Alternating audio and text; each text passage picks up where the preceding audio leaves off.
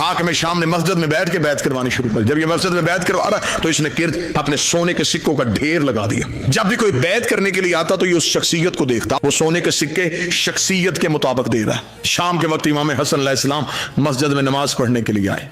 जब देखा, किसने कहा अच्छा तो हसन आप इसलिए ताखीर से आए, शायद मेरे खजाने खाली हो जाएं। इसने कहा हसन अगर आप बैत नहीं भी करते फिर भी ठीक है। इसने अपने नौकर से कहा सुबह से लेकर शाम तक जितना खजाना तकसीम किया उसका दुगना कर, हसन के कदमों पे ढेर कर। इमाम हसन के कदमों पे सोने के सिक्कों का ढेर आया।